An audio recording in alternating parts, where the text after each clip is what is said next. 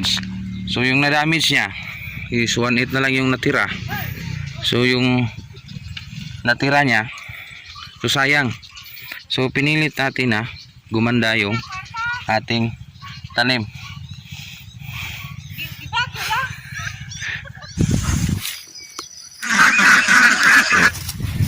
Dili lang. Napakasimple.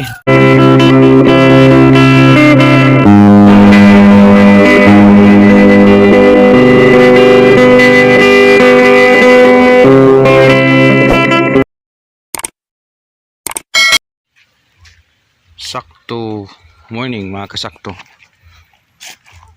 Mga kasakto, recover tayo sa ating retrieval sa ating tanim. Kasi kung buhayin pa natin yung namamatay, hindi na pwede yan. So ito yung nangyari sa ating Chinese cabbage. Nagtanong bakit nung una is maraming buhay. It's because wala pang malakas na init at tinamaan pa ng abo o yung sulfur dioxide galing sa Bulkan Kanlaon. Diyan galing.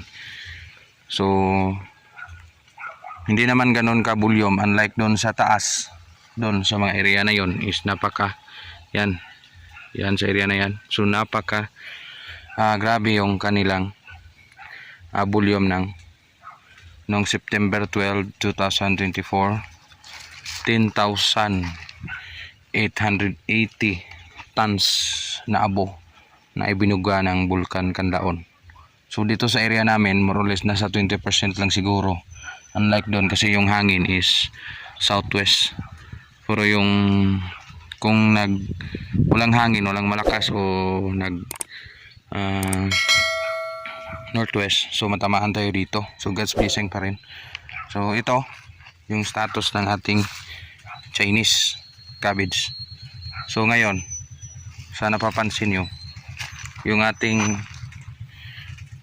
taniman is kukunti na lang yung natira. Kunti na lang yung natira at talagang binubuhay pa talaga natin for the purpose at umasa tayo na makabawi pa rin tayo. Kasi may mga iba-iba guys, nagpakita siya ng signs na parang bumalik siya. So ito yung ating itsura. So after 2 to 3 days after bagyo, hindi muna tayo nagbigay ng insecticide. Hinintay nating humupa. Pagkahapon ng second day, nagbigay tayo ng pulyar ng pakunti-kunti lang. So nagpulyar tayo ng yung sa mga previous video natin, yung Megatonic. So yun ang pinapatikim natin dito. So hindi natin muna ginalaw yung puno niya. Pagdating ng init, doon natin ma-observe kung sino ang natira sa kanila. Kasi ito, pansin nyo ito, parang buhay ito nung bago pa lang. So ito, patay na to. Yan o. Yung kanyang puno is ninakasan ng hangin. Malakas yung hangin. Tapos gumanyan, tamaan dito, mga ganon yung puno. So masyadong kita yung, kasi yung ating style na pagtanim is nasa taas ng plat. So naghanap talaga tayo ng good quality. So yung mga natira talagang may laki talaga. So gaya nito, so, hindi natamaan ito ng hangin. Pansin nyo yung iba, kung iba yung ganito dito sa area na to, hindi masyado natamaan. Ganda lang yung kanyang quality. So makatikim ito ng fertilizer. So sa tira natin, so ito yung application natin na pang-apat. Kasi pag bagyo nun, bago lang tayo nakapagtira ng pang-3. So every 15 days o 2 linggo at 1 araw, nagtitira tayo ng dredge type na abono o yung synthetic fertilizer, commercial fertilizer, o ano ba tawag sa ibang lugar nyo. Kasi alam natin kung puyat na puyat yung tanim nyo, maski yung tao, kung puyat na puyat, pakainin mo agad. Galing sa stress yung tao, kakain ba ng marami? Nako, hindi. Pwede muna siya pa-snackin linisan yung kanyang katawan. Katulad ng ginawa natin, binibigyan siya natin ng foliar. Hinintay natin fully recover yung katawan niya.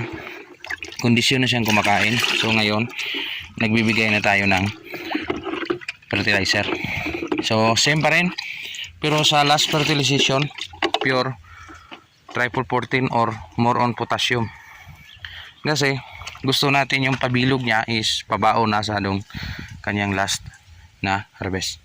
Kung madala niya ito, kung mag-result siya, kung may good response, so magandang signs kasi ito pa rin, nabuhay pa rin siya. Oh, dito sa doon sa taas, same pa rin siya ganito. So more or less yung nakuha is 3/4 yung ating na-damage. So yung na-damage niya is 1/8 na lang yung natira.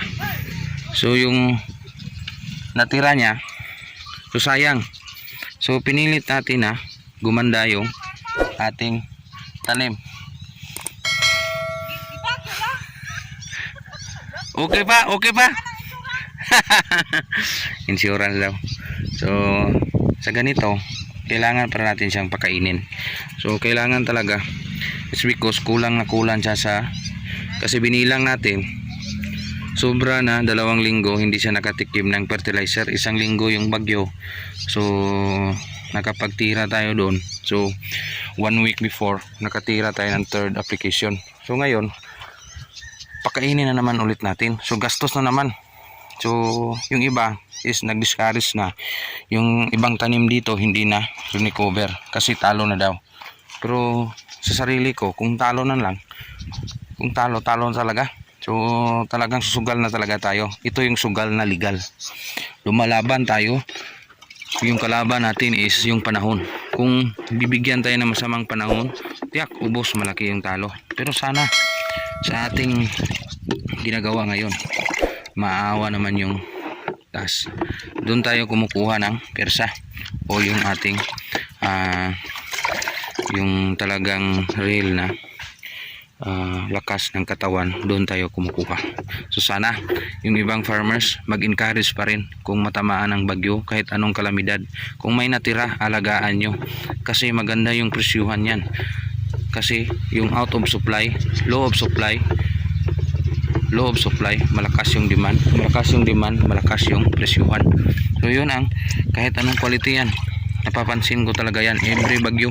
So yun talaga si Insakto TV, hindi agad-agad sumusuko sa pagsubok ng panahon. Farmers tayo, hindi tayo susuko basta-basta.